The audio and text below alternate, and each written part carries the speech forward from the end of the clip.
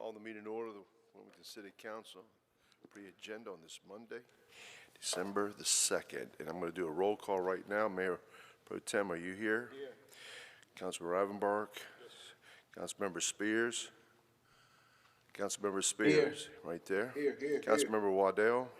Councilmember Andrews? Here. Councilmember Joyner? Here. And the chair is here. We have several presentations tomorrow evening. The consent agenda, C1, is approval of the minutes of the special meeting. C2 is a resolution authorizing the award of a construction contract to Bars Recreation LLC in the amount of $144,535 for the replacement of Wallace Park Playground. C3 is a resolution authorizing the city manager to enter into an agreement with Kimley Horn and Associates Incorporated for the completion of the Wilmington Urban Area Metropolitan Planning Organization Regional Intelligent Transportation Systems Plan. C4 is a resolution authorizing the city manager to negotiate and execute a janitorial services contract for $128,932 with Executive Building and Maintenance Services Incorporated for the Skyline Center. C5 is a resolution authorizing the purchase of 2 wood chippers from Ag Construction Services, LLC of Charlotte, North Carolina, in the amount of $148,631. C6 is a resolution authorizing the city manager to purchase 22 Pursuit rated Tahoes from Capital Chevrolet Incorporated of Raleigh, North Carolina, in the amount of $1,166,154. C7 is a resolution authorizing the purchase of 2 quad-axle dump trucks from Velocity Truck Centers, LLC of Wilmington, North Carolina, in the amount of $339,796. C8 is a resolution establishing the 2025 schedule of council's meetings. C9 is a resolution amending the rules of procedure for the City of Wilmington Board of Adjustment. C10 is a resolution in support of naming the Wilmington Police Department's virtual response unit, the Schwartzel Call Center. And then C11 is a resolution authorizing the retirement of Police Mount Elton and authorizing transfer of Police Mount Elton to Police Officer Elijah Baker. And I'm sure we're not going to be able to bring a horse in here, so we're going to put him out in the parking lot. Okay. Public hearings, PH1 is a resolution in support of naming the military cutoff bridge over Market Street the Cornelius E. Nixon Bridge. And then PH2 is an ordinance to extend the corporate city limits of the City of Wilmington, North Carolina. This is a land use action. And then ordinances, 01 is an ordinance making supplemental appropriation to the Public Improvements / Equipment Fund for Department of Homeland Security Port Security Grant and local match in the amount of $162,191 for the purchase of drones, accessories, and equipment for rapid response vehicles. Resolutions. R1 is a resolution authorizing the city manager to change the third-party administrator of the city's 457 deferred compensation plan to Empower Financial Services Incorporated and to make other necessary changes to the city's supplemental retirement income plan. This continued from our November 5th meeting. And then R2 is a resolution adopting a sustainable municipal building policy. R3 is a resolution to authorize an upset bid process for 305, 315, and 319 Chestnut Street. And then R4 is a resolution authorizing a fund balance cap for the 1 cent for affordable housing. Reports, RP1 is a report of Council's Naming Facilities Committee, and Mayor Pro Tem Barnett is chairman of that committee will be giving us a report. RP1A is a resolution in support of naming the gym under construction at the MLK Community Center, the Ronald Davis Gym. And then RP1B is a resolution in support of naming the existing MLK Community Center gym, the William E. Murphy III Gym. And that concludes this pre-agenda. Mr. Manager. Good morning, Mr. Mayor, Mr. Mayor Pro Tem, members of council. We have one item for you this morning. We are in the process of updating the Legistar or the agenda preparation system. There are going to be some changes forthcoming this month, and we'd like to go over those with you with regard to what you will see in terms of your packet. And Mary Vigue will walk us through this.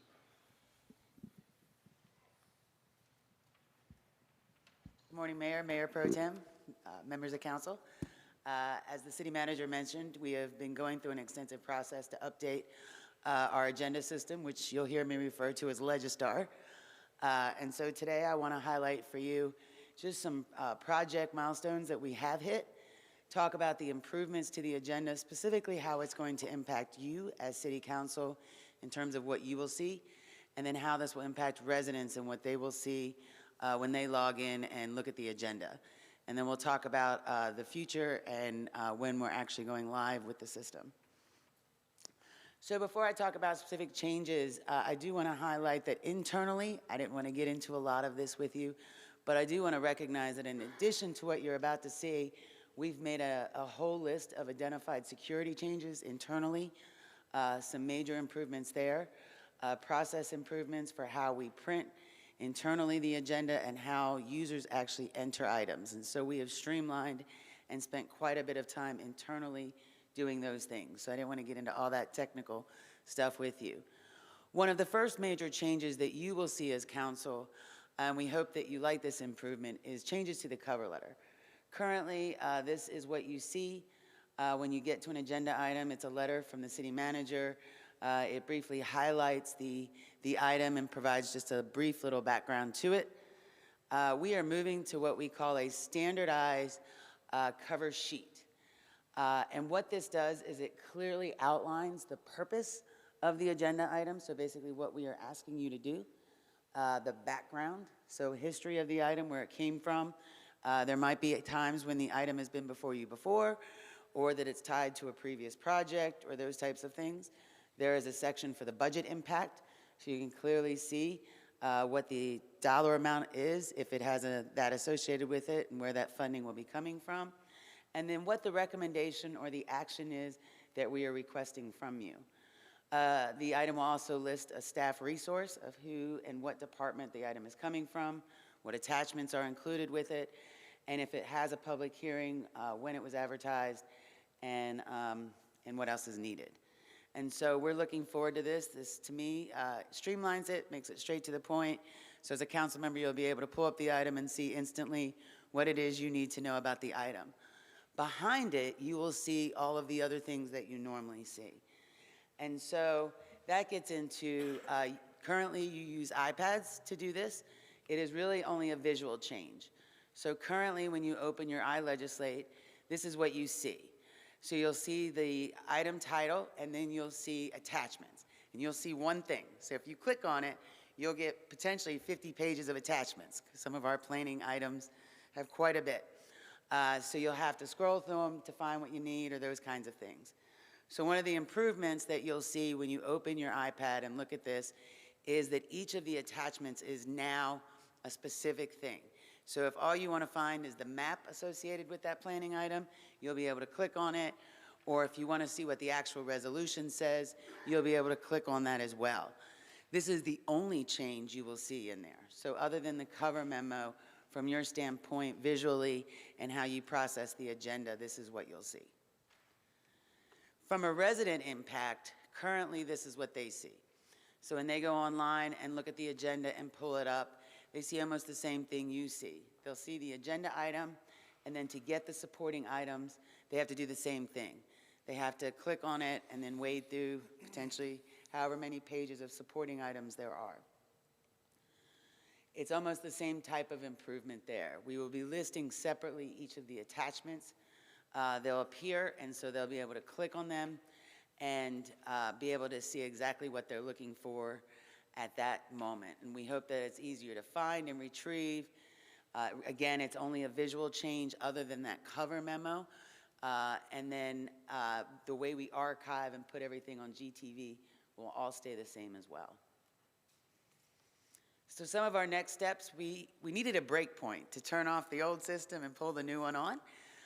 And December seemed like a great time for it, given that this is the only council meeting in the month of December.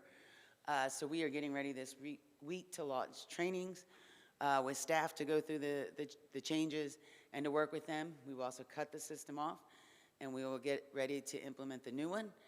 And then you, as council, will see the first changes at your meeting in January. And I will take Questions? any questions you have. Are there any questions?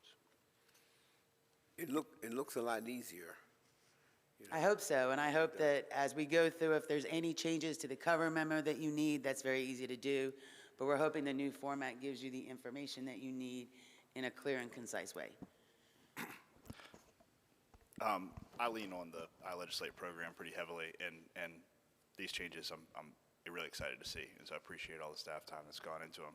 I wonder if it's possible at all, and we can talk offline on it, but when you're clicking on any of the supporting documents, I do a lot of notes within the supporting documents via that feature where you just add a note. Is there any way to have it then just show up on the actual notes portion? So then it's not within the document? So you mean, so it shows up in the actual item as opposed to the individual attachment? Yeah, so, and probably we should talk offline about Yeah. this, but, so let's put a pin in that, and I'll grab you after the meeting. Yeah, we'll see, and I've got IT here, they may be able to help us It look may at be it. possible, it may not, but just a thought. Thank you. Thank you. Okay, Thank you. thank you. That's it for this morning, Mr. Mayor. Well, that's good. That's good. Okay, with that, we stand adjourned.